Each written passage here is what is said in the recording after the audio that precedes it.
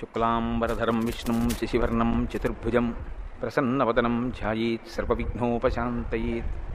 గురుర్బ్రహ్మ గురుర్విష్ణుః గురుర్దేవో మహేశ్వరః గురుస్సాక్షాత్ పరబ్రహ్మ తస్మై శ్రీగురవే నమః. వ్యాసాయ విష్ణురూపాయ వ్యాసరూపాయ విష్ణవే నమో వై బ్రహ్మనిధయే వాసిష్ఠాయ నమో నమః. కూజంతం రామ రామీతి మధురం మధురాక్షరం ఆరుహ్య కవితాశాఖాం వందే వాల్మీకికోకిలం.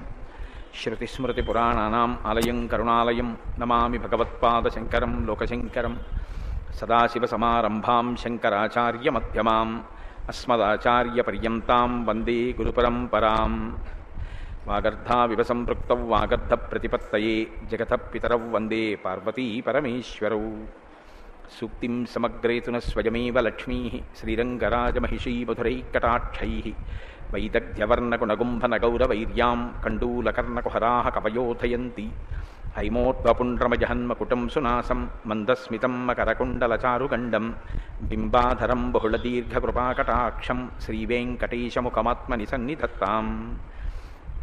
మనోజవం మరుతతుల్యవేగం జితేంద్రియం బుద్ధిమతాం వరిష్టం. వాతాత్మజం వనరయూథముఖ్యం శ్రీరామదూతం శిరసా నమామి. ఆపదామపహర్తారం దాతారం సర్వసంపదాం లోకాభిరామం శ్రీరామం భూయో భూయో నమామ్యహం. శ్రీరామచంద్రం శ్రితపారిజాతం సీతాముఖాంబోరుహచించరీకः. సమస్తకల్యాణగుణాభిరామः నిరంతరం మంగళమాతనోతు. శరజ్యోత్స్నాశుద్ధాం శిశీతజటాజూటమకుటాం వరత్రాసత్రాణస్ఫటికఘటికా పుస్తకకరాం. సకృన్నత్వా నత్వా కథమివ సతాం సన్నిధతతే మధుక్షీరద్రాక్షా మధురిమధురీణాః ఫణితయః. హరి ఓం. పరమేశ్వర స్వరూపమైన సభకి నమస్కారం. శ్రీరామాయణం ఆదికావ్యం. శ్రీరామాయణ కథకి ఒక గమ్మత్తుంది. మీరు దాని గురించి విశేషమైనటువంటి వ్యాఖ్యానం ఏదో తెలుసుకోవాలనే ప్రయత్నం చెయ్యడం మంచిదే. కానీ అలా తెలుసుకునేటటువంటి ప్రయత్నం చెయ్యకపోయినప్పటికీ కేవలం రామకథని రామకథగా యథాతథంగా మూలంలో వాల్మీకి మహర్షి ఎలా చెప్పారో అలా రామకథని చదువుకోవడం అనేటటువంటి దానికన్నా ప్రశస్తమైన విధానం ఇంకోటి ఉంది అని నేను అనుకోవట్లేదు. పెద్దలైన వారందరూ కూడా ఈ మాటే చెప్తారు. దానికి ఇంకా మీరు పక్కన ఏమీ చేర్చక్కర్లేదు. రామకథని రామకథగా చదువుకుంటే చాలు.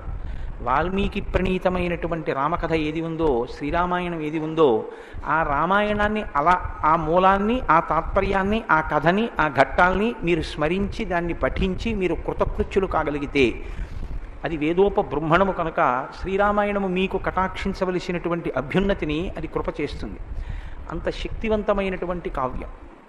అటువంటి కావ్యంలో ఏ మహాపురుషుల పేర్లు స్మరించినంత మాత్రం చేత, ఉచ్చరించినంత మాత్రం చేత అసలు జీవునికి ఉన్నటువంటి పాపరాశి దగ్ధమవుతుందో అటువంటి మహాపురుషుల యొక్క పేర్లు ఉచ్చరింపబడతాయి.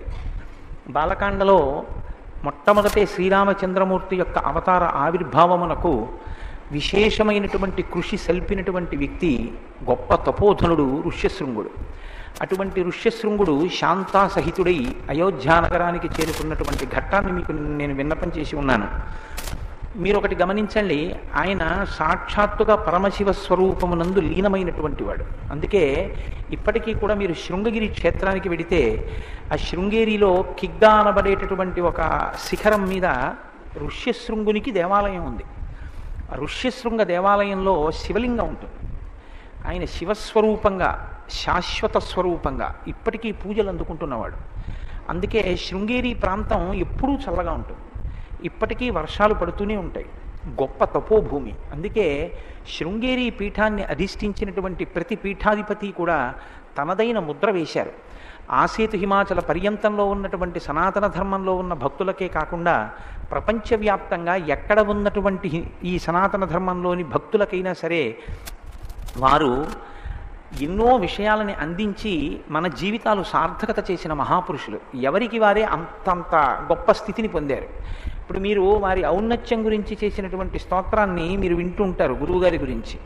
విజయనగర సింహాసన ప్రతిష్టాపనాచార్య సకల నిగమాగమసార హృదయ తపశ్చక్రవర్తి కర్ణాటక సింహాసన ప్రతిష్టాపనాచార్య వ్యాఖ్యాన సింహాసనాధీశ్వర అంటూను ప్రతివారు. ఒక ఆయన కాకరకాయలు తిని అష్టసిద్ధులు సాధించారు. చంద్రశేఖర భారతి నిరంతరము బ్రాహ్మీభూత స్థితి ఎందుండేవారు. అలా ఒక్కొక్కరిది ఒక్కొక్క శైలి, ఒక్కొక్కరిది ఒక్కొక్క విలక్షణమైనటువంటి పద్ధతి. కానీ అందరూ మహానుభావులు ఈ జాతిని ప్రచోదనం చేసినవారు. దానికి అంతటికి కారణం ఎక్కడుందంటే, మూలకందం ఎక్కడుందంటే ఋష్యశృంగ మహర్షి తిరుగాడిన ప్రదేశం అది కావడం. అందుకే శృంగగిరి పీఠం అంత గొప్ప పీఠం అవడానికి కారణం యథార్థంగా చెప్పాలి అంటే ఋష్యశృంగుడు తిరిగినటువంటి భూమి కావడం. ఇప్పటికీ తపస్సుకి అనువైనటువంటి ప్రదేశంగా ప్రదేశం ఉంది అంటే ఆ యుగంలో ఆ మహానుభావుడు తిరిగినంత మాత్రం చేత ఆయన తపశ్శక్తికి వచ్చినటువంటి ప్రకంపనలు అటువంటివి. అవి ఇప్పటికీ మనుషుల్ని తరింపచేస్తాయి. శృంగేరి మీలో అందరూ వెళ్ళి వచ్చిన వారే అని నేను అనుకుంటున్నాను. నేనే ఆలస్యంగా వెళ్ళానేమో శృంగేరి. అసలు శృంగేరి వెడితేనే మనోలయం అవుతుంది. శంకర భగవత్పాదులు యోగరత్నావళి స్తోత్రం చేస్తూ శ్రీశైల శృంగ కుహరేషు కదోపలప్స్యే అంటారు. నాకు ఎప్పుడు శ్రీశైల క్షేత్రంలో ఉన్నటువంటి ఆ గుహలో కూర్చుంటే నా మనోలయం అవుతుందో అని ఆయన స్తోత్రం చేశారు. అలా శృంగగిరి మీరు ధ్యానం చేయడానికి చాలా యోగ్యమైనటువంటి ప్రదేశం. ఇంతటి యోగ్యతా సిద్ధికి కారణమైనటువంటి ఋష్యశృంగ మహర్షి ఆయన బయలుదేరి వచ్చేటప్పటికే అంగరాజ్యంలో వర్షాలు పడ్డాయి. నేను అందుకే మీతో ఆ మాట ప్రస్తావన చేశాను. ఆయన వర్షము ఒకేసారి వచ్చాయి. అంతటి తపశ్శక్తి సంపన్నుడు. అంతటి క్షామము కూడా కేవలము ఆయన అడుగు పెట్టినంత మాత్రం చేత పోయింది. దశరథ మహారాజు గారికి ఉన్నటువంటి లోటు పూడ్చి ఆయన ఆధ్వర్యం వహించి చేయించినటువంటి ఆ యజ్ఞం సఫలీకృతమై రామచంద్రమూర్తి యొక్క ఆవిర్భావానికి కారణమైంది. అంతటి మహాపురుషుడైనటువంటి ఋష్యశృంగుడు అయోధ్య పట్టణానికి వెళ్ళడానికి ఉన్నటువంటి కారణాన్ని మీరు నిన్నటి రోజున విన్నారు. ఏ కారణానికి ఆయన వెళ్ళారు? ఏమయ్యా ఇంత గొప్ప పని చెయ్యాలంటున్నావు, అశ్వమేధయాగం చేయాలంటున్నావు, ఒక ఇష్టి జరగాలంటున్నావు. అప్పటికి ఆ ఇష్టి ఏదో నిర్ణయింపబడలేదు కూడా. అశ్వమేధం అయ్యాక అడిగాడు దశరథ మహారాజు గారు, ఇప్పుడు నువ్వు ఏ ఇష్టి చేస్తే బాగుంటుంది అనుకుంటున్నావో అది నాతో చేయించన్నాడు. ఇంత పెద్ద కార్యం చెయ్యాలి. అశ్వమేధం అంటే సామాన్యమైనటువంటి ప్రక్రియ కాదు. ఇంత గొప్ప ప్రక్రియ చేయించాలి. నేను బయలుదేరి రావడము అంటే నాకేం లభిస్తుంది అని అడిగినవాడు కాడు ఆయన. నిత్యతృప్తుడు. ఎంత సంతోషం అంటే ఎప్పుడూ బ్రాహ్మీమయ స్థితిలో ఉండే మహానుభావుడు.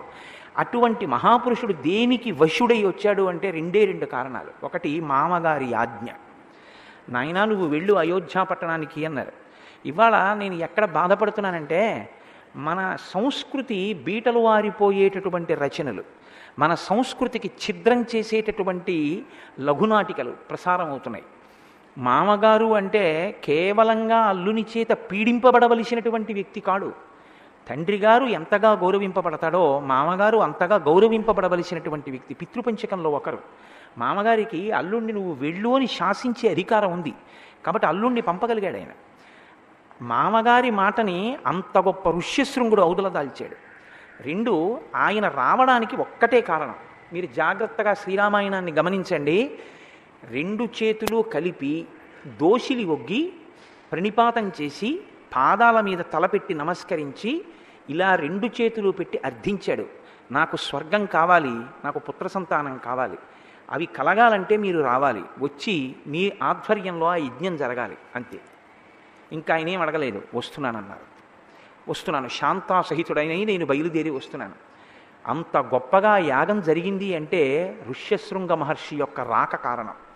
ఈ దేశం యొక్క పేరు ప్రఖ్యాతులు దేనివల్ల వచ్చాయంటే భౌతికమైనటువంటి సంపద వలన కానీ, లేకపోతే ఇక్కడ ఉండేటటువంటి విలాసవంతమైన జీవితాన్ని దృష్టిలో పెట్టుకుని చూడడానికి అసలు అటువంటి స్థితి ఇక్కడ లేదు. మరి దేనివల్ల వచ్చింది అంటే కేవలము ఆర్ష ధర్మం పట్ల, సనాతన ధర్మం పట్ల అనురక్తి కలిగినటువంటి మహాపురుషులు ఇది సత్యమే సత్యమే సత్యమే అని 1కి 10 మార్లు తమ ఉపాసనల చేత నిరూపించారు.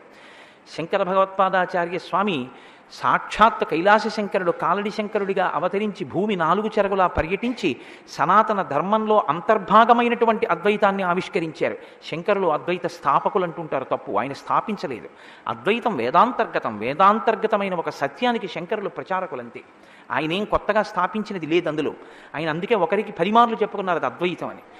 అటువంటి శంకరాచార్యుల వారి వల్ల, ఒక చంద్రశేఖర పరమాచార్య స్వామి వారి వల్ల, ఒక చంద్రశేఖర భారతీ స్వామి వారి వల్ల, ఒక నృసింహ భారతీ స్వామి వారి వల్ల, అటువంటి మహాపురుషుల వల్ల, రామకృష్ణ పరమహంస వల్ల, భగవాన్ రమణుల వల్ల ఈ జాతికి పేరు ప్రఖ్యాతులు వచ్చాయి తప్ప ఇక్కడ ఉన్నటువంటి ఏ ఇతరమైనటువంటి భౌతిక సంపత్తి వల్ల ఈ దేశానికి ఆ పేరు రాలేదు. అటువంటి జీవనాడి ఎక్కడుందో, ఈ సంస్కృతి మూలాలు ఎక్కడున్నాయో శ్రీరామాయణం చెప్తుంది. మనం ఎలా బతకాలో రామాయణం నేర్పుతుంది. రామాయణం చదువుకుంటే, రామాయణం వింటే మనం ఏది దిద్దుకోవాలో, ఒక మనిషి పరిపూర్ణత్వం సాధించడానికి ఏది అవసరమో మనకి ద్యోతకం అవుతుంది. కాబట్టి ఋష్యశృంగ మహర్షి బయలుదేరి అయోధ్యానగరానికి వచ్చారు. వచ్చి అయోధ్యానగరంలో అంతఃపురంలో ఆయన వేంచేసి ఉన్నారు. దశరథ మహారాజు గారి యొక్క ఆతిథ్యాన్ని స్వీకరిస్తున్నారు. ఒకానొక నాడు రావలసినటువంటి నైమిత్తిక తిథి వచ్చింది. అంటే కార్యక్రమాన్ని ప్రారంభం చెయ్యడానికి యోగ్యమైన కాలము ఒకటి ఉంటుంది కదా, అటువంటి కాలం వచ్చింది. ఆ కాలంలో తత ప్రసాద్య శిరస తం విప్రం దేవవర్ణినం యజ్ఞాయ వరయామాస సంతానార్థం కులస్య వై. దశరథ మహారాజు గారు వెళ్ళి ఋష్యశృంగ మహర్షి యొక్క పాదములకు తన తల తాటించి ప్రణమిల్లి అడిగాడు, అయా, నేను సంతానార్థినై యజ్ఞం చెయ్యాలని నిర్ణయం చేసుకున్నాను. మీరు దానికి మిమ్మల్ని ఋత్విక్కుగా వరిస్తున్నాను.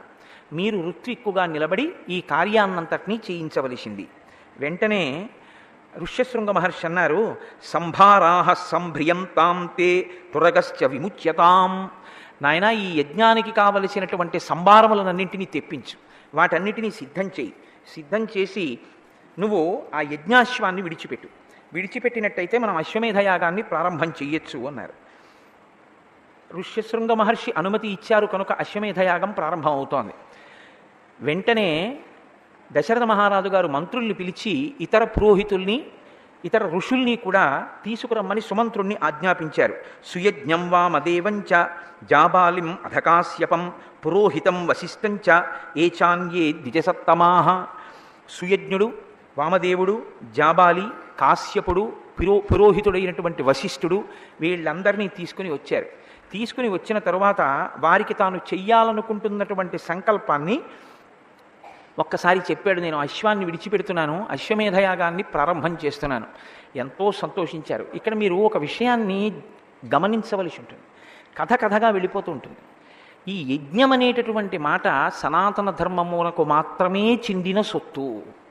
ఈ యజ్ఞము అన్న మాట మీకు ఇంకా ఇతరమైనటువంటి ఏ విశ్వాసముల యందు కనపడదు.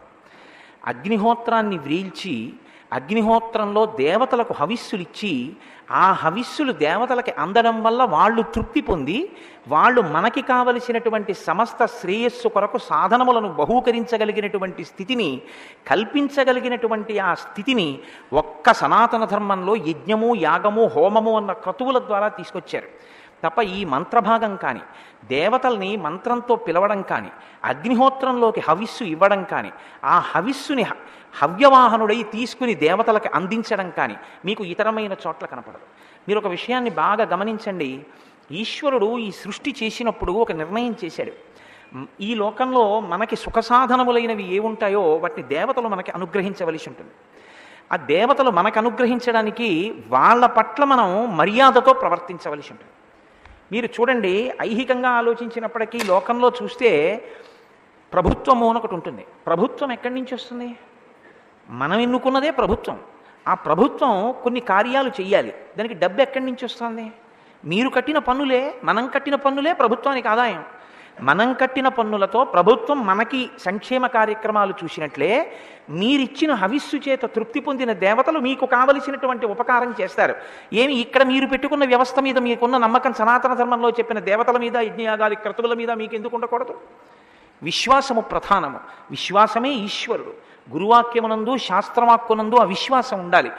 యజ్ఞము మీకు 3 రకములైనటువంటి ప్రయోజనాలను అందిస్తుంది. యజ్ఞము వలన వచ్చే ఉపయోగం ఏమిటంటే దేవతలు తృప్తి పొందుతారు.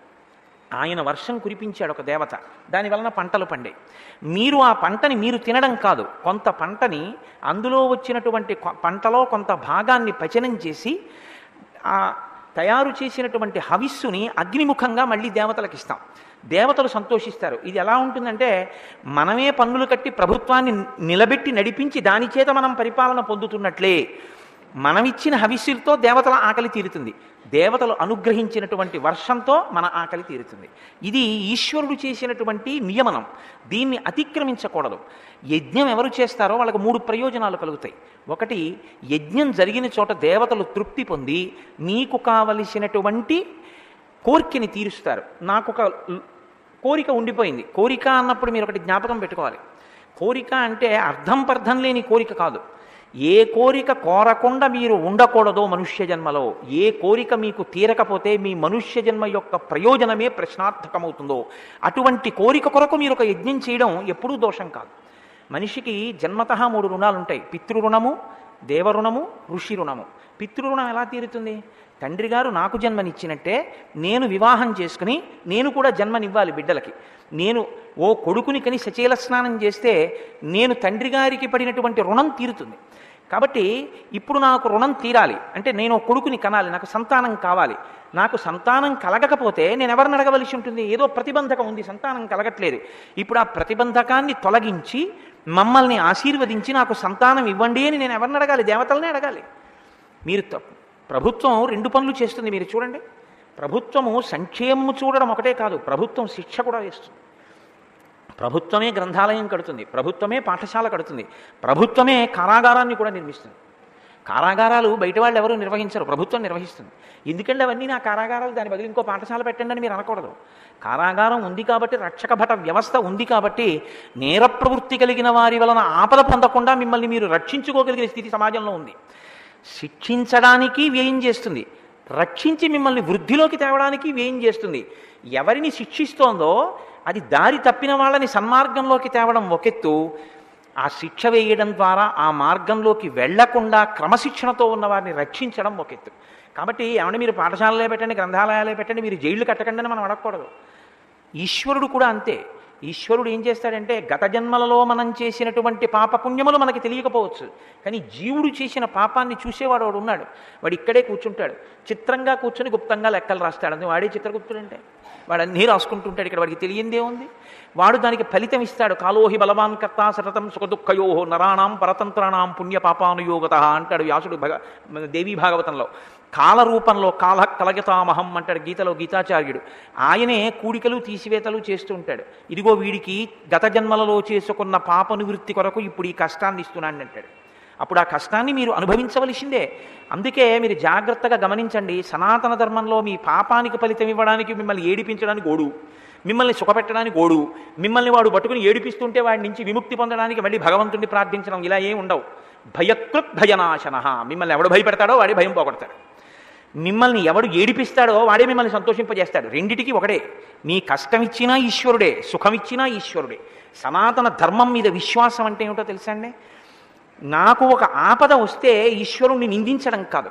నాకు ఒక ఆపద వస్తే నేను ఏ జన్మలలోనో ఏదో ఒక పాపాన్ని చేసి ఉన్న కారణం చేత ఆ పాపము ఈనాడు అనుభవైకయోగ్యమై నాకు ఈ కష్టం రూపంలో వచ్చింది. కాబట్టి ఈశ్వర, ఈ కష్టమును నేను భరించగలిగిన శక్తిని కృపచేయి, లేదా వేరొకసారి ఇక ఇటువంటి తప్పు చెయ్యకుండా నన్ను నేను నియంత్రించుకోగలిగినటువంటి శక్తిని నాకు కృపచేయి. ఈ 2గా ప్రార్థన చెయ్యడం.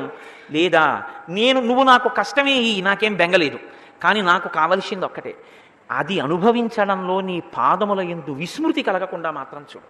నిన్ను సేవింపక నాపదల్పడమని నిత్యోత్సవం పని అబ్బని జనమాతృండనని సంసార మోహంబు పైకొనని జ్ఞానము గల్గని గ్రహగతులు కుందింపని మేలు వచ్చిన రాణి అవి నాకు భూషణములే శ్రీకాళహస్తీశ్వర. కాబట్టి దేవతలని ప్రార్థన చేసి హవిస్సు ఇస్తే దేవతలు అనుగ్రహించి మీకు ఏది మనుష్య జన్మకి అత్యంత అవసరమైన కోరికో, ఏ పాపము అడ్డు వచ్చి మీకు ఆ కోరిక తీరట్లేదో ఆ పాపాన్ని వాళ్ళు క్షమిస్తారు.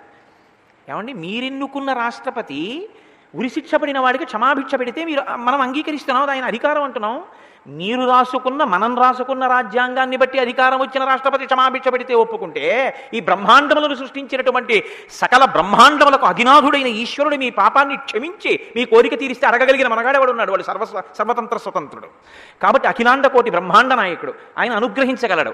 దాన్ని నమ్ముతుంది వేదం, దాన్ని నమ్ముతుంది సనాతన ధర్మం. అందుకు చేస్తాం యజ్ఞం, అందుకు చేస్తాం యాగం. కాబట్టి మీ వ్యక్తిగతమైనటువంటి కోరవలసిన కోరిక తీరడానికి మీరు యజ్ఞయాగాదులు చేయాలి. యజ్ఞయాగాదులు చేయడం వల్ల ఇక్కడ మీ కోరిక తీరడం ఒకటి. 2, పైలోకములలో స్వర్గలోక ప్రాప్తి దీని వలనే ఆధారపడి ఉంటుంది. కానీ స్వర్గలోక ప్రాప్తి అనేది పుణ్యం ఉన్ననాళ్ళు ఉంటుంది. పుణ్యం అయిపోయిందా, క్షీణే పుణ్యే మర్త్యలోకం విశంతి, మళ్ళీ కింద పడిపోతాడు. 3వ ప్రయోజనం ఒకటి ఉంటుంది. అది ఏమిటి అంటే ఇష్టాపూర్తములు అంటారు. అంటే తనకి లోపల ఏం కోరిక లేదు, అత్యుత్తమ మార్గం అనమాట. అది లోపల ఏ కోరిక లేదు. ఎందుకు చేస్తున్నావు? ఏమి కోరిక లేదు. మరి ఎందుకు చేస్తున్నావు? ఈశ్వరుడు నాకు ఇవి ఇచ్చాడు కాబట్టి నేను చెయ్యకుండా ఉండలేక చేస్తున్నాను. అలా చెయ్యడం ఏదైతే ఉందో అటువంటి దాని వలన చిత్తశుద్ధి కలుగుతుంది. చిత్తశుద్ధితో కూడినటువంటి భక్తితో కూడినటువంటి కర్మాచరణము చేత జ్ఞానం ఆవిర్భవిస్తుంది. ఆ జ్ఞానము చేత మోక్షము కలుగుతుంది. కాబట్టి ఇప్పుడు 3 ప్రయోజనములను సాధించుకొనుటకు యజ్ఞము, యాగము ఈ రెండు లేదా ఈ ప్రక్రియ మీకు ఆధారభూతమై ఉంది సనాతన ధర్మంలో. ఇది మీకు ఏ ఇతర విశ్వాసమునందు ఈ యజ్ఞయాగాది క్రతువులన్నవి కనపడవు. ఇది సనాతన ధర్మము యొక్క సొత్తు. అలా హవిస్సు ఇవ్వడానికి కావలసినటువంటి మంత్రభాగాన్ని రూపకల్పన చేసి మనకు అందించినటువంటి ఋషులకు మనం రుణపడిపోయాం. వాళ్ళ ఆ మంత్రం ఇచ్చి ఉండకపోతే, ఆ యజ్ఞం చెయ్యడానికి మనకు అవకాశం లేకపోతే ఇవాళ మనం ఈ సుఖాన్ని పొందలేం. కాబట్టి నేనెప్పుడు ఋషికి అప్పుపడ్డానండి అని అడగడానికి ఏం లేదు. పుట్టుకతో నీకు ఋషి రుణం ఉంది. అది తీరాలంటే ఏం చేయాలి? నువ్వు ఋషి రచించినది నువ్వు చదువుకోవాలి. నీకు 4 మాటలు చెప్పగలిగినటువంటి అదృష్టం ఈశ్వరుడు ఇచ్చి ఉంటే 4 మాటలు చెప్పాలి. నేను మీ దగ్గర 100 రూపాయలు ఇచ్చుకుని తిరిగి మీకు 100 రూపాయలు ఇచ్చేస్తే నాకెవరు దానికి ఏం పెద్ద సత్కారం ఏం చేయరుగా. కోటేశ్వరరావు గారు పుచ్చుకున్న బాకీ 100 రూపాయలు తిరిగి ఇచ్చారని సత్కారం చేస్తారా? నేను వాల్మీకి మహర్షికి రుణపడ్డాను పుట్టుక చేత. ఆ రుణం తీర్చుకోవడానికి నేను రామాయణం చెప్పుకున్నాను. నా రుణం నేను తీర్చుకుంటే మీరు నాకు సత్కారం చేయడం ఎందుకు? నేను రామాయణం చెప్తే మీరు సత్కారం చేయాలా? నేను అప్పు తీరిస్తే మీరు సత్కారం చేస్తారా? చెయ్యరు. కాబట్టి ఎందుకు చెప్పుకోవాలి ఋషిప్రోక్తమైన విషయాలంటే నేను నా అప్పు తీర్చుకోవడానికి చెప్పాలి. మీరెందుకు వినాలంటే విని మీ అప్పు మీరు తీర్చుకోవాలి, మన జీవితాలు దిద్దుకోవాలి. అందుకొచ్చాయి ఇవన్నీ. కాబట్టి సనాతన ధర్మమునందున్న అచంచల విశ్వాసమునకు పరాకాష్ట యజ్ఞ సంకల్పం. ఆ యజ్ఞము జరగాలి అంటే నేను సంకల్పం చేస్తే, నేను చక్రవర్తిని కనుక, నేను మహారాజును కనుక, నాకు ఐశ్వర్యం ఉంది కనుక జరిగిపోతుంది అనుకోవడం అవివేకం. అంతటి క్రతువు జరగాలి అంటే పైన ఒక మహాపురుషుడు ఒకడు ఉండాలి. ఆయన సంకల్పం ఉండాలి, ఆయన ఆశీర్వచనం ఉండాలి, ఆయన వచ్చి అక్కడ కూర్చుని ఉండాలి. ఆయన తపస్సు చేత, ఆయన అక్కడ తిరుగుతున్న కారణం చేత సమస్త ప్రతిబంధకములు తొలగిపోయి కార్యం నిర్విఘ్నంగా జరిగిపోతుంది. ఇది జరగడానికి అంతటి మహాపురుషుడు రావడం ఏది కోరి రాడు. మీరు చెయ్యడానికి ద్రవ్యం ఉంటుందేమో, చెయ్యడానికి సంభారాలు ఉంటాయేమో, ఆయన రావడానికి మీరు ఇచ్చేది ఏమి ఉండదు. ఎందుకంటే ఆయన మీ దగ్గర కోరి పుచ్చుకునేది ఏమీ ఉండదు. కాబట్టి ఎందుకు వస్తాడు ఋష్యశృంగుడు? ఒక్కదానికే వస్తాడు, వినయం చేత వస్తాడు. మీరు ఘటించేటటువంటి అంజలి చేత వస్తాడు. ఇది చూపిస్తోంది శ్రీరామాయణం. రామాయణాన్ని కేవలం దశరథుడు చేసిన యజ్ఞమని వినకండి. అందులో ఉన్న ధర్మ సూక్ష్మాన్ని మనం గ్రహించిన నాడు, పెద్దల పట్ల ఎందుకు మనం వినయంతో ఉండాలి, దేని వలన మనం ఉపకారం పొందుతున్నామన్నది తెలుసుకున్న నాడు మనం వాళ్ళకి ఎంత రుణపడ్డామో, మనం ఎంత జాగ్రత్తగా పెద్దల పట్ల మసలవలసి ఉంటుందో మనకి అవగతం అవుతుంది. కాబట్టి ఆ వశిష్ఠాది మహర్షుల్ని పిలిచి యజ్ఞో మే క్రియతాం బ్రహ్మన్ యథోక్తం మునిపుంగవ యథాన విఘ్న క్రియతే యజ్ఞాంగేషు విధీయతాం.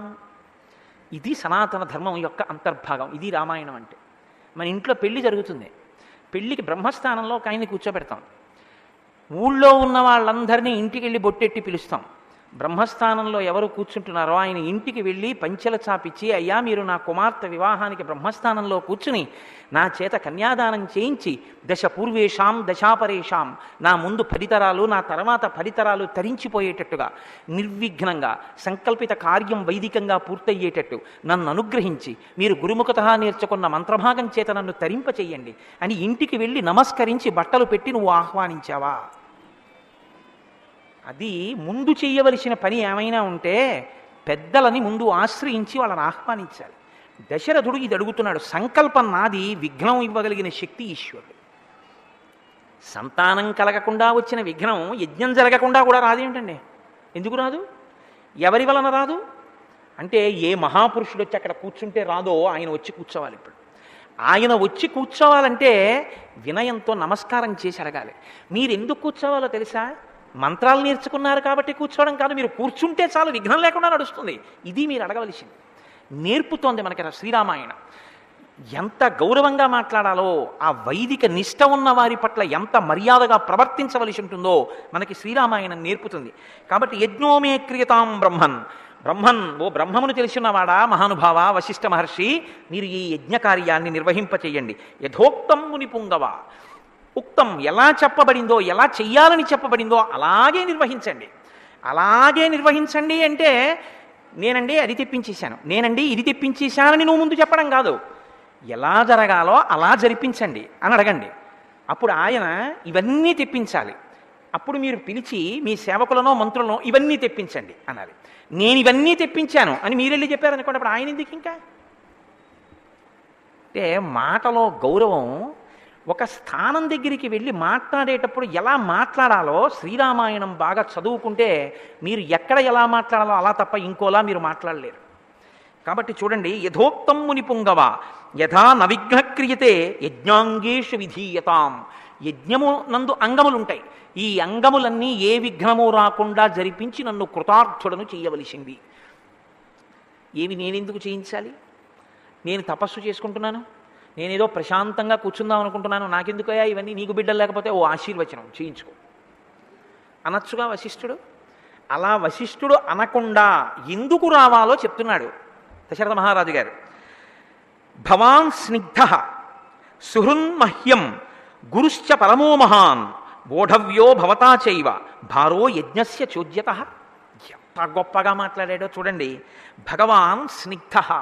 స్నిగ్ధ అంటే ఇంగ్లీష్లో అయితే బీయింగ్ స్టిక్కీ అంటారు, అంటుకుని ఉండడం. అంటుకుని ఉండడం అంటే ఏమిటి? మనస్సులో జ్ఞాపకంలో ఉండడం. మహాత్ముల యొక్క మనస్సులో, మహాత్ముల యొక్క స్మృతిలో మీరు ఉండడం మీ అదృష్టమునకు హేతు. ఎందుకో తెలుసా అండి? వాళ్ళు పరిచయాలు కోరుకోవడానికి దూరంగా ఉంటారు. ఏదో పెద్ద ఊరికి చాలామందితో పరిచయం పెట్టేసుకుని చాలామందితో మాట్లాడేసి చాలామందితో ఇన్ఫ్లుయెన్స్ అని ఓ దిక్కుమాలిన మాట ఉంటుంది. అలాంటి వాటి కోసం వాళ్ళకి వెంపర్లాట ఉంటుంది.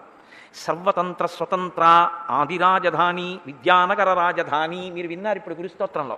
సర్వతంత్ర స్వతంత్ర అంటే ఏమిటో తెలుసా అండి? గురువుకి చెల్లుతుంది ఆ మాట. గురువుకి కూడా అందరూ ఒక్క స్థాయిలో ఉండరు.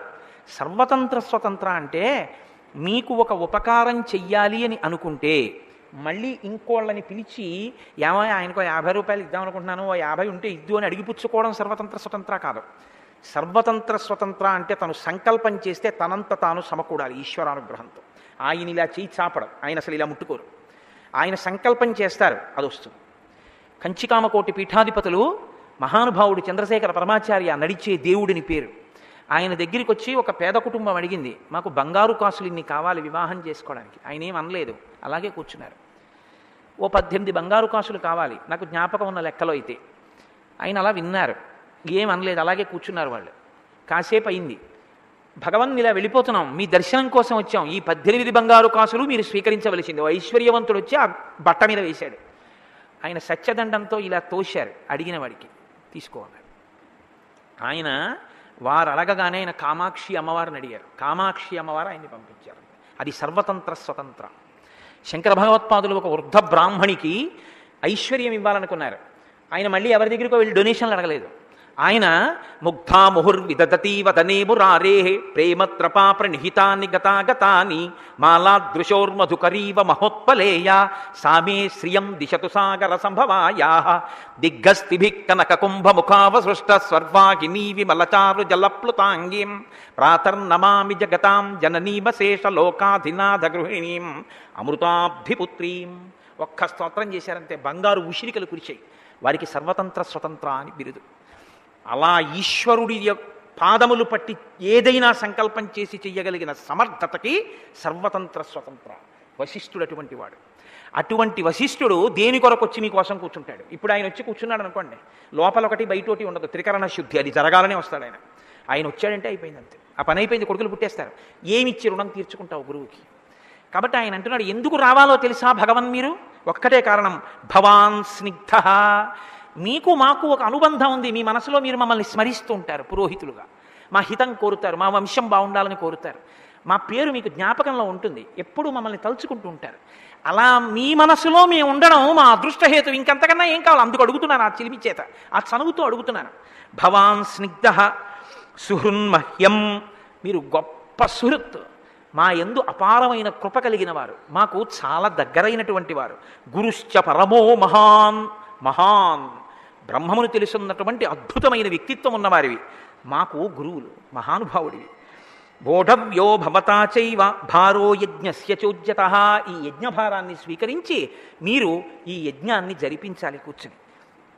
పొంగిపోయాడంతే. ఆయన అన్నాడు, తథేతి చ స రాజానం అబ్రవీద్ ద్విజసత్తమః కరిష్యే సర్వమేవైతత్ భవతా యత్ సమర్థితం. నాయనా నువ్వు ఎలాగ కోరుకున్నావో అలా ఈ కార్యాలన్నింటినీ నెరవేరుస్తా, అలా ఈ యజ్ఞం జరుగుతుంది, నీ కోరిక సఫలమవుతుంది. అయిపోయింది, అంతేనండి. ఇంకేమిటి జరగాలంటే అశ్వమేధయాగం జరిగిందనేటటువంటి కర్మ కాలంలో, భూతకాలంలో ఎప్పుడో భవిష్యత్తులో జరగవలసినది వర్తమానంలోకి వచ్చి భూతకాలంలోకి జరిగిపోయినదిగా మారాలంతే, ఒక సంఘటనగా. ఇహ దశరథ మహారాజు గారికి కుమారులు పుట్టడం అనేటటువంటిది తథ్యం. ఎందువల్ల అంటే ఒకటే కారణం, గురువుగారి యొక్క సంకల్పం. గురు సంకల్పం ఎంత గొప్పదో నారద మహర్షి వచ్చి సంక్షేప రామాయణం చెప్పిన దగ్గర నుంచి గురువైభవాన్ని శ్రీరామాయణం కీర్తిస్తోంది. మీరు గుర్తుపట్టండి. ఎందువల్ల గురువు గొప్పవాడో, గురు వైభవం ఏమిటో, ఈ దేశంలో గురువుకి ఎందుకంత గౌరవమో, గురుర్ బ్రహ్మ గురుర్ విష్ణు గురుర్దేవో మహేశ్వర గురు సాక్షాత్ పరబ్రహ్మ తస్మై శ్రీ గురవే నమః అని ఆ గురువుకి నమస్కరించకుండా ఏది ఎందుకు చెయ్యమో మనకి చూపిస్తోంది శ్రీరామాయణం. కాబట్టి నేను అలాగే నిర్వహిస్తానయ్యా అన్నారు. ఇది ఇప్పుడు గుర్రాన్ని విడిచిపెట్టారు. ఇది 1 సంవత్సరం పాటు దేశం అంతా తిరుగుతుంది. ఈ గుర్రం తిరిగినప్పుడు దాన్ని ఎవరు ఆపకూడదు. ఎవరైనా ఆపారనుకోండి వాళ్ళు యుద్ధానికి పిలిచినట్టు. అప్పుడు దశరథ మహారాజు గారు వాళ్ళని ఓడించి ఆ గుర్రాన్ని వెనక్కి తెచ్చుకోవాలి. అప్పటి వరకు ఆ గుర్రం తిరిగి వచ్చే వరకు యాగశాల ప్రవేశం చెయ్యడు దంపతులు. కానీ ఈ లోపల సంవత్సరం పాటు కొన్ని కార్యాలు జరుగుతుంటాయి. ఈ దీక్ష జరిగిన దగ్గర నుంచి సాంగ్రహణేష్టి, ఆ మరునాడు బ్రహ్మోదన, మేధాశ్వబంధన, స్నాపన, ప్రోక్షణ, విమోచనాది కృత్యములు, ప్రతిరోజు సావిత్రాది కర్మలు, ఇవన్నీ కూడా యజ్ఞంలో అంతర్భాగంగా ఋత్విక్కుల చేత అనుష్ఠింపబడుతుంటాయి.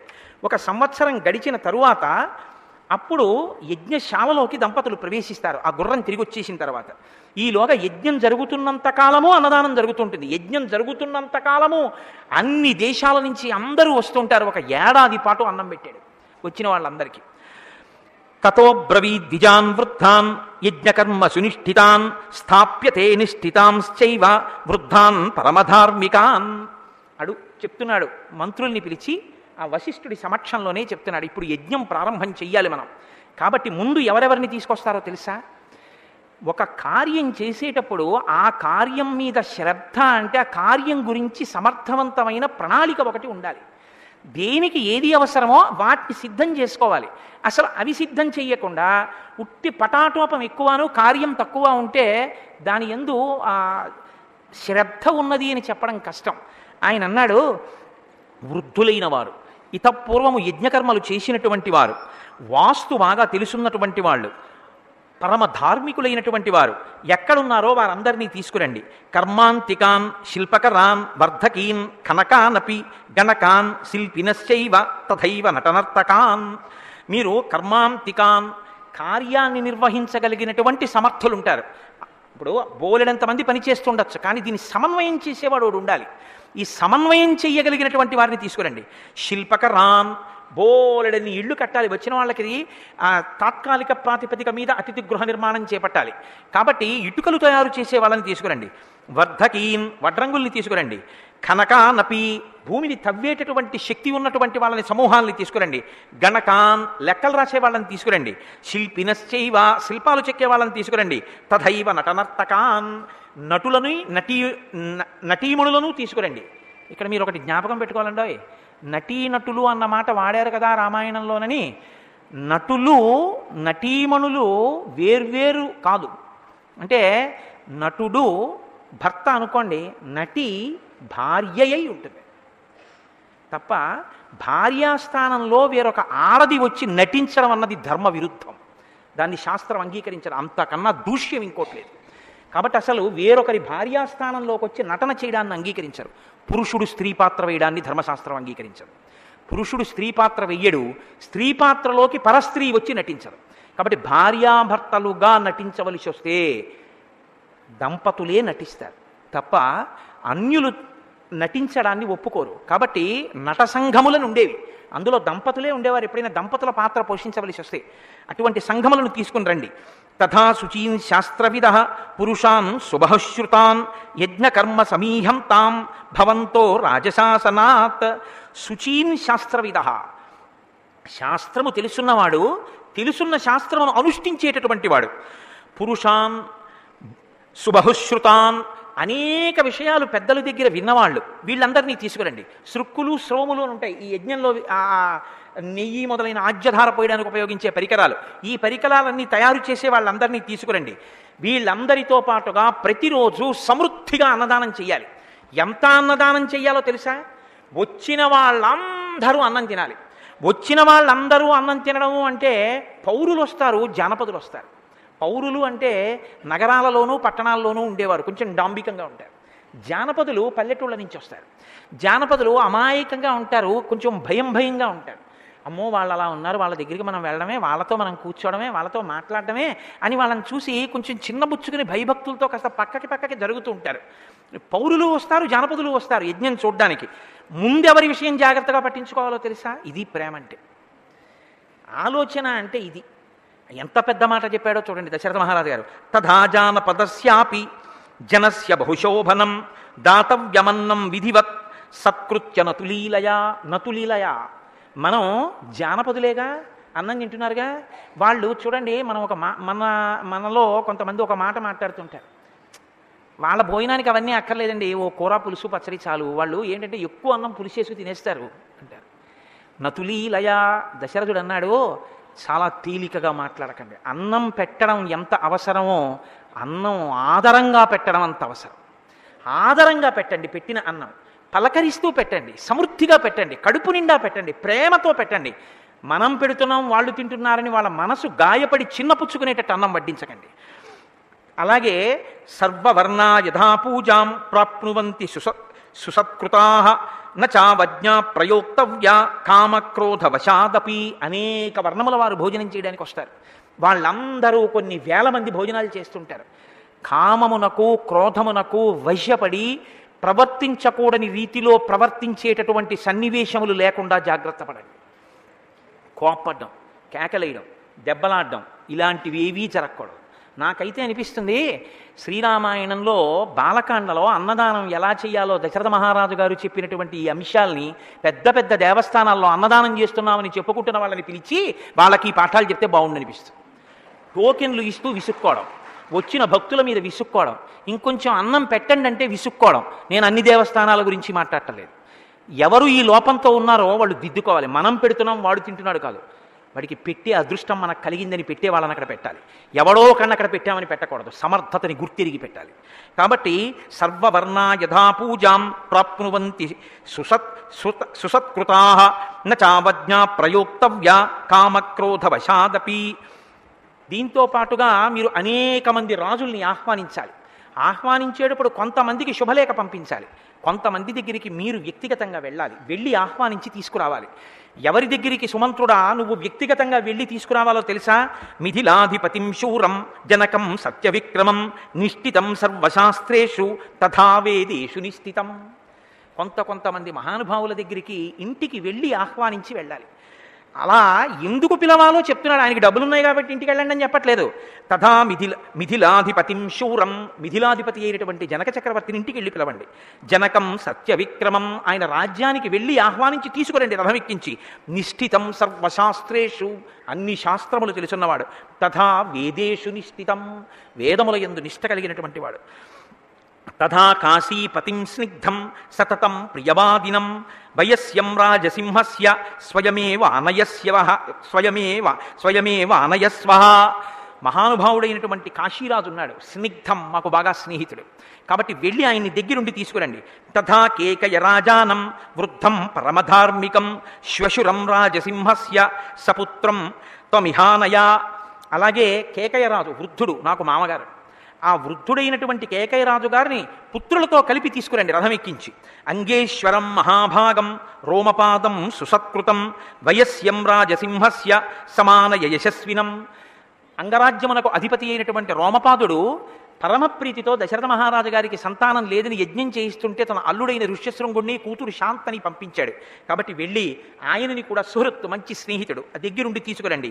ప్రాచీనాన్ సింధు సవ్వీరాన్ సౌరేష్ట్రాయాంశ్చ పార్థివాన్ దక్షిణాత్యాన్ నరేంద్రాంశ్చ సమస్తానాయస్వ ప్రాచీనమైనటువంటి సింధు సౌవీర రాజ్యములను పరిపాలించేటటువంటి వాళ్ళని, సౌరాష్ట్రమును పరిపాలించేటటువంటి వాళ్ళని, దక్షిణ దేశంలో ఉండేటటువంటి రాజుల్ని, వీళ్ళందరినీ కూడా దగ్గరుండి ఆహ్వానించి తీసుకుని రండి అని మిగిలిన వాళ్ళకి ఎవరెవరికి ఆహ్వానాలు పంపాలో, ఎంతమంది రాజులు రావాలో అన్ని విషయాలు చెప్పాడు. ఈలోగా అందరూ వస్తున్నారు, ఆ సంబారాలన్నీ వచ్చేసే ఈ యజ్ఞం జరుగుతోంది. ఈ సంవత్సరం జరగవలసినటువంటి కార్యక్రమం అంతా జరుగుతోంది. ఒక సంవత్సరం పూర్తయిపోయింది, యజ్ఞాశ్వం తిరిగి వచ్చేసింది. అధ సంవత్సరే పూర్ణే తస్మిన్ ప్రాప్తే తురంగమే సరయ్యాశ్చోత్తరీతీరే రాజ్ఞో యజ్ఞోభ్యవర్తత. సరయూ నదికి ఉత్తర దిక్కున కట్టినటువంటి యజ్ఞశాలలో ఈ అశ్వమేధయాగం ప్రారంభమవుతోంది. విడిచిపెట్టినటువంటి గుర్రం తిరిగి వచ్చింది. నచాహుతమభూత్తత్ర స్ఖలితం వాపి కించన దృశ్యతే బ్రహ్మవత్సర్వం క్షేమయుక్తం హి చక్రిరే. అక్కడ జరుగుతున్నటువంటి కార్యక్రమంలో ఈ కార్యక్రమం చెయ్యడానికి మన దగ్గర సంబారాలు లేవని కానీ, ఈ కార్యక్రమం చెయ్యడానికి తగిన సమర్థులు మన దగ్గర లేరని కానీ, లేకపోతే ఈ కార్యక్రమం చెయ్యకుండా దానికి బదులుగా ఈ కార్యక్రమం చేద్దామని కానీ చెయ్యకుండా అన్ని కార్యాలు యథోక్తంగా యథాశాస్త్రంగా ఏ సంబారాలతో ఎలా నిర్వహించాలో అలాగే ఆ క్రతువు అంతటినీ నిర్వహిస్తున్నారు. అలా జరిగేటట్టుగా వశిష్ఠాది మహర్షులు ఆయా స్థానములందు కూర్చుని కార్యక్రమాన్నంతటినీ నడిపిస్తున్నారు. వచ్చిన బ్రాహ్మణులందరూ కూడా శాస్త్రములు చదువుకున్న వాళ్ళు, అందరూ కూడా గొప్ప ప్రావీణ్యము కలిగినటువంటి వాళ్ళు. కొద్దిగా అవకాశం దొరికితే చాలు శాస్త్రచర్చ చేసుకుంటూ తమ యొక్క అభివృద్ధికి తమకి తాము పాటుపడేటటువంటి ఉత్సాహం ఉన్నటువంటి వారు. ఇటువంటి వారందరూ వచ్చారు. ఆ సోమలతని బాగా అరగతీశారు. దాంట్లోంచి ఆ వచ్చినటువంటి ద్రవ్యాన్ని ఇంద్రుడికి హవిస్సుగా ఇచ్చారు. ఇంద్రుడు ప్రీతి పొందేటట్టుగా చక్కగా ఆ కార్యాన్నంతటినీ, ఆ యజ్ఞాన్ని నిర్వహించారు. బ్రాహ్మణ భుంజతే నిత్యం నాధవంతంశ్చ భుంజతే తాపసా భుంజతే చాపి శ్రమణ భుంజతే తథా. శ్లోకాలు మీరు గమనించాలి, ఎంత అందమో చూడండి. బ్రాహ్మణ భుంజతే నిత్యం, బ్రాహ్మణులు భోజనం చేశారు. అక్కడ ఎంతమంది? కొన్ని లక్షల మంది. నాధవంతశ్చ భుంజతే అంటే నాథులున్న వాళ్ళు భోజనం చేశారు. నాథులున్న వాళ్ళు భోజనం చేయడం అంటే దాసులు. ఒకరి దగ్గర పనిచేసేటటువంటి సేవకులు కూడా కొన్ని వేల మంది భోజనం చేస్తున్నారు. తాపసా భుంజతే చాపి, తాపసులు కూడా అక్కడికి వచ్చి భోజనం చేస్తున్నారు. శ్రమణ భుంజతే తథా, సన్యాసులు కూడా వచ్చి భోజనం చేస్తున్నారు.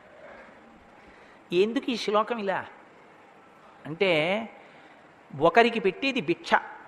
సన్యాసులు చేసేటటువంటిది ఒకలా ఉంటుంది, బ్రాహ్మణులు చేసేది ఒకలా ఉంటుంది, నాగరికులందరూ చేసేది ఒకలా ఉంటుంది. అందరినీ ఒక చోట కూర్చోపెట్టి వడ్డించడం కుదరదు. ఎందుకంటే ఒక సన్యాసి తీసుకునేటప్పుడు రుచి గురించి ఆయనకి ప్రమేయం ఉండదు. ఆయనకి ఏది పెడితే కేవలం ఆ కడుపు నిండడానికి యజ్ఞప్రసాదంగా తిని వెళ్ళిపోతారు ఆయన.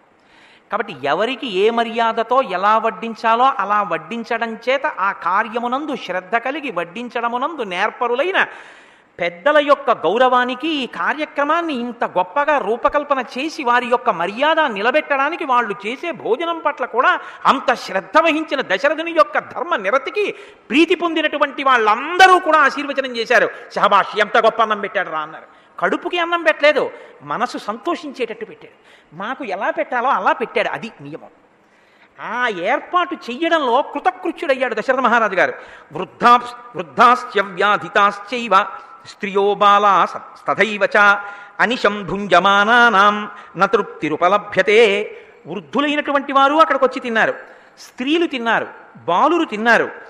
ఎంతమంది తిన్నారో లక్షల మంది తింటున్నారు. ఇంతమంది అన్నం తింటుంటే కుండలములు పెట్టుకున్నటువంటి వాళ్ళు, మంచి బట్టలు కట్టుకున్న వాళ్ళు సహాయం చేస్తుండగా ఇంకా తినండి, ఇంకా తినండి, కొంచెం పెరుగు పోసుకోండి, ఇంకో అప్పడం వేసుకోండి, ఈ బూరె వేసుకోండి, ఈ గారె వేసుకోండి, ఈ అన్నం తినండి, ఏమి ఇది ఇంకా బాగుంది, మీరు కొంచెం రుచి చూడండి, ఈ మాటలే తప్ప అమ్మో ఇంకా చాలు, ఇంకా వద్దు, ఇదేం కూర, ఇదేం పచ్చడి, ఇదేం రుచి, ఏమి ప్రేమ, ఏమి వడ్డన, ఎక్కడ చూసినా లక్షల మంది భోజనం చేస్తూ ఇదే సంతోషం. అందరినీ కూర్చోపెట్టి అంత మర్యాదతో కూడినటువంటి వడ్డన చేస్తుంటే అక్కడ మాటలు వినపడుతున్నాయిట యజ్ఞశాలలోంచి. ఏమని గట్టిగా వినపడుతున్నాయి ఎక్కడ చూసినా. దీయతామన్నం వాసాంసి వివిధాని చ ఇది సంచోదితాస్తత్ర తథా చక్రురనేకశః. ఇవ్వండి ఇవ్వండి, ఇంకా అన్నం పెట్టండి, అన్నం ఇంకా పెట్టండి, కడుపు నిండా పెట్టండి, ఇంకా నెయ్యి వేయండి, ఇంకా బూరెలు పెట్టండి, ఒడియాలు వేయండి, ఇవ్వండి ఇవ్వండి, వాళ్ళకి వస్త్రద్వయం ఇవ్వండి, వాళ్ళకి వస్త్రాలు పెట్టారా, వీళ్ళకి బట్టలు పెట్టారా, వీళ్ళకి పట్టుబట్టలు ఇచ్చారా, ఇవే అరుపులు. ఇవ్వండి ఇవ్వండి, పెట్టండి పెట్టండి తప్ప తొందరగా తినలేవా అన్నవాడు ఒక్కడు లేడు. ఇది ప్రేమకి పరాకాష్ట. ఇలా పెడుతుంటే ఈ అన్నం తిన్న వాళ్ళ గురించి రామాయణ కల్పవృక్షంలో విశ్వనాథ సత్యనారాయణ గారు ఎంత దర్శనం చేశారో కానీ మహానుభావుడు బాలకాండ రచన చేస్తూ ఓ మాట అన్నారు ఆయన. చెయ్యి అడ్డు పెడితే ఆపేవాళ్ళు లేడు వడ్డన. అయ్యా ఇంకొద్దండి బూరంటే ఈ పక్క నుంచి చేసేస్తున్నాడు.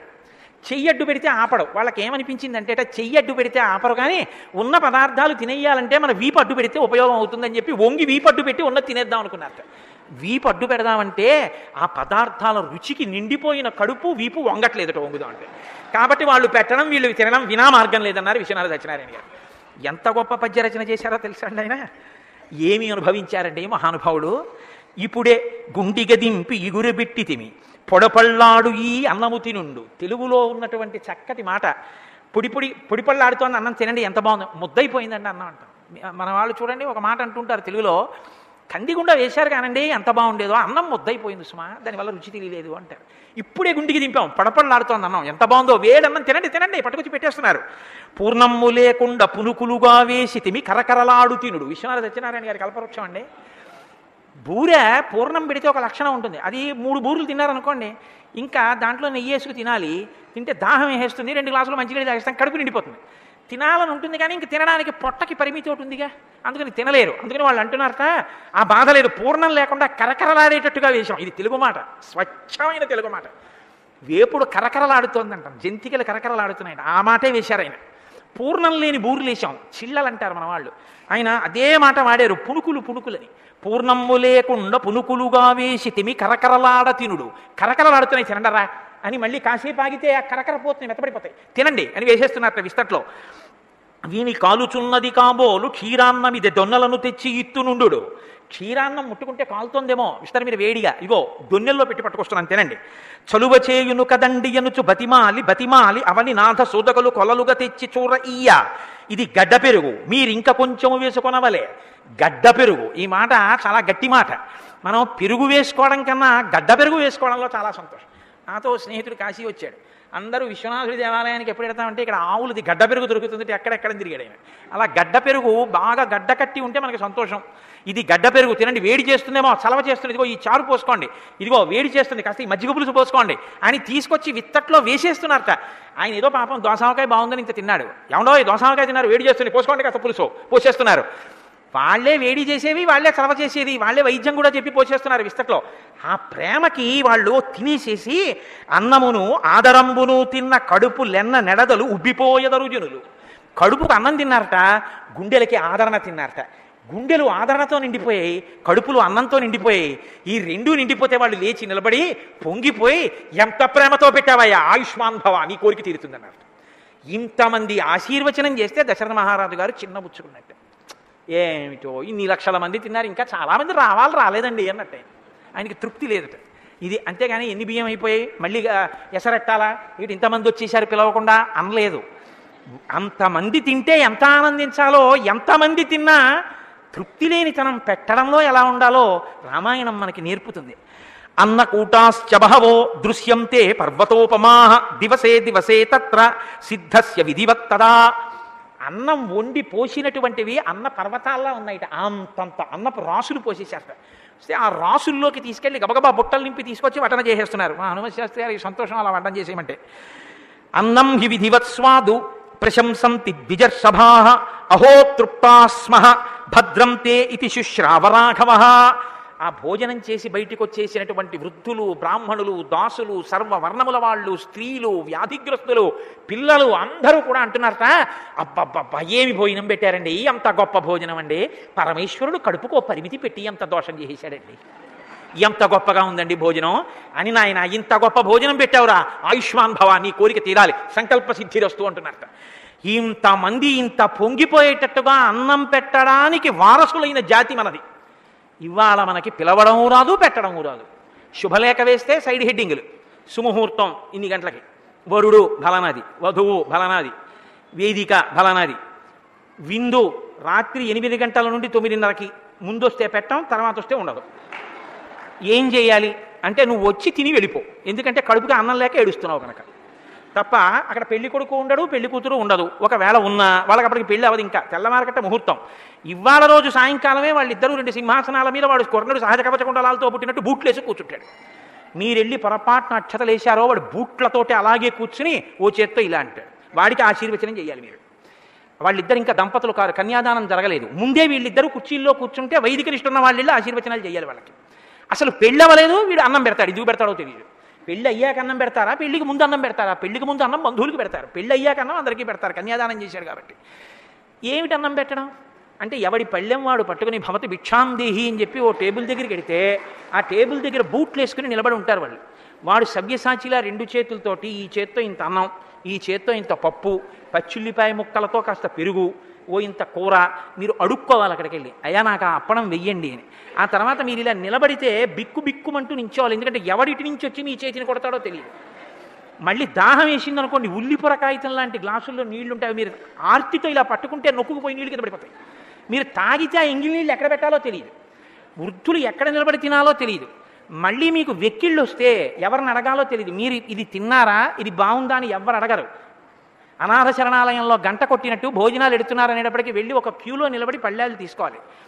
సామంతులు కప్పం కట్టి రసీదు పుచ్చుకున్నట్టు వెళ్ళి మీ పేరు చెప్తే మీ పేరు రాసుకుని మీరు ఇచ్చిన కవర్ తీసుకుంటారు. ఎంత ఇచ్చారని అడుగుతారు. 350 ఇచ్చానండి అంటే కవర్ తీసి ఆయన లెక్క పెట్టుకుంటాడు. ఎందుకంటే మీరు 350 అని 116 అడిగితే ఆ ఇచ్చిన ఆయన కట్టుకోవాలి, ఆయన తినేశాడు అనుకుంటారు. అందుకని ఆయన లెక్క పెట్టుకుంటాడు. 350 అని వేసుకుని మీ పేరు రాసుకుంటాడు. రసీదు ఇవ్వట్లేదు, అదో అదృష్టం.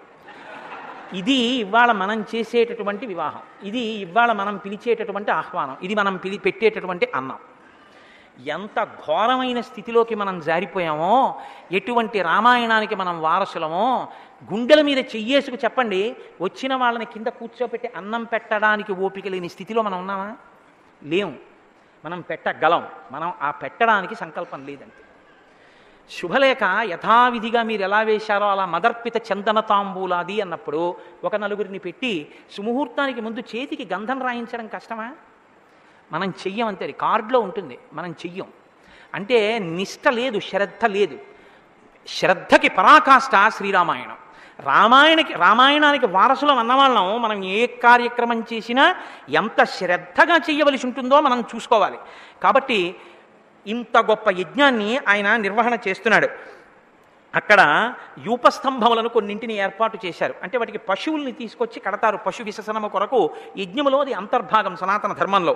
అందుకని 6 మారేడు యూపస్తంభములు, 6 చండ్రస్తంభములు, 6 మోదుగ స్తంభములు, ఆ తర్వాత విరుగు చెట్టు అని అంటారు శ్లేష్మాతక వృక్షం యొక్క స్తంభం 1, దేవదారు వృక్ష స్తంభాలు 2, ఇటువంటి యూపస్తంభాలను అక్కడ పెట్టి వాటికి తీసుకొచ్చి అనేకమైనటువంటి పశువుల్ని, అంటే జలచరాల్ని, పావుల్ని, అరణ్యాలలో తిరిగే జంతువుల్ని, నగరాల్లో తిరిగే జంతువుల్ని వాటికి తీసుకొచ్చి బంధిస్తారు.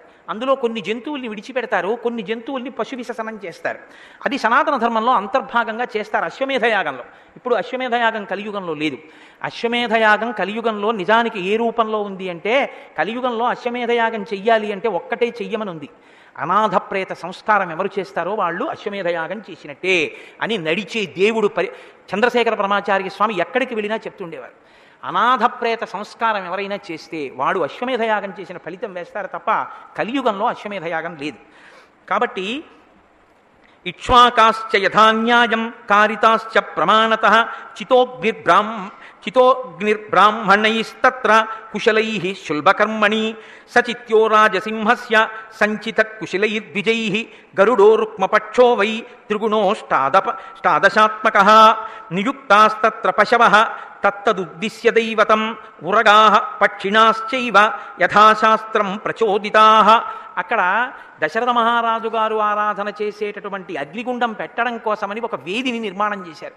అది గరుత్మంతుడు భూమి మీదకి దిగుతున్నప్పుడు శిరస్సు కిందకి వంచి రెక్కలు ఇలా పైకెత్తి తోక నిటారుగా పెడితే ఎలా ఉంటుందో అటువంటి ఆకృతి వచ్చేటట్టుగా బంగారు ఇటుకలతో నిర్మాణం చేశారు. దాని మీద దశరథ మహారాజు గారి యొక్క అగ్నికుండాన్ని ఉంచారు. శుక్ల యజుర్వేదానికి చెందినటువంటి వాడు కనుక అటువంటి వేదికని నిర్మాణం చేసి అటువంటి అగ్నిగుండాన్ని ఉంచారు. ఇప్పుడు ఈ భూమండలమంతా తిరిగి వచ్చినటువంటి ఆ గుర్రాన్ని తీసుకొచ్చి అక్కడ కడతారు యూపస్తంభానికి. దాన్ని పట్ట మహిషి అంటారు. మహిషి అంటే పట్టాభిషేకం జరిగినప్పుడు ప్రభువుతో సింహాసనం మీద కూర్చుని పట్టాభిషేకం అందుకున్న భార్యని మహిషి అంటారు. మహిషి కౌశల్య ఈ గుర్రాన్ని 3 కత్తులతో చంపవలసి ఉంటుంది. కాబట్టి కౌసల్యాతం హయం తత్ర పరిచర్య సమంతతః కృపాణైర్విశసాసైనం త్రిభిః పరమయాముదా. చంపేటప్పుడు భీతితో లేకపోతే గుర్రాన్ని నేను చంపుతున్నానన్న భావన లేకుండా పరమ సంతోషంతో ప్రహృష్టవదనంతో 3 కత్తులను చేతపట్టి కౌసల్యాదేవి ఆ గుర్రాన్ని సంహరించింది. అది యజ్ఞంలో అంతర్భాగం. కాబట్టి ఆ మరణించినటువంటి గుర్రాన్ని తీసుకెళ్ళి ఈ ఋత్విక్కులు యాగశాలలో ఒక దగ్గర పడుకోబెడతారు ఆ కళేబరాన్ని. దాని పక్కన ఆ రోజు రాత్రి కౌసల్యాదేవి ఆ గుర్రం పక్కనే పడుకోవలసి ఉంటుంది. ఒక వస్త్రంతో ఆచ్ఛాదిస్తారు. అది ఆ రోజు రాత్రంతా కూడా మనసులో ఏ విధమైనటువంటి చికాకు, అంటే నేను ఒక సంహరింపబడిన గుర్రం పక్కన పడుకున్నానన్న భావన లేకుండా తన భర్త పక్కన తాను పడుకుంటే ఎంత ప్రసన్నంగా పడుకుంటుందో అలా పడుకోవాలి. మరునాడు ఉదయం ఆ గుర్రం యొక్క మేధని తీసి ఆ పవని ఆ ప్రబ్బలి తీగల మీద పెట్టి సంస్కరిస్తారు. ఒక అశ్వమేధంలో అయితేనే ప్రబ్బలి తీగల మీద, ఇతర యాగాలలో అయితే జూవి కొమ్మల మీద పెట్టి సంస్కరిస్తారు. ప్రబ్బలి తీగల మీద పెట్టి సంస్కరించినటువంటి ఈ పవ, ఈ మేధ పైకి తీస్తారు గుర్రంలోంచి. దాన్ని మంత్రభాగాన్ని అన్వయం చేస్తూ అగ్నిహోత్రంలో కాలుస్తారు. కాల్చినప్పుడు దాంట్లోంచి పొగొస్తుంది. ఆ పొగ వచ్చినప్పుడు మహారాజు అక్కడ నిలబడి ఆ వాసన చూడాలి. ఆ వాసన పీలిస్తే మహారాజు కోరిక తీరడానికి ప్రతిబంధకంగా ఉన్న పాపం ఏదుందో అది అప్పుడు నిర్మూలనం అవుతుంది.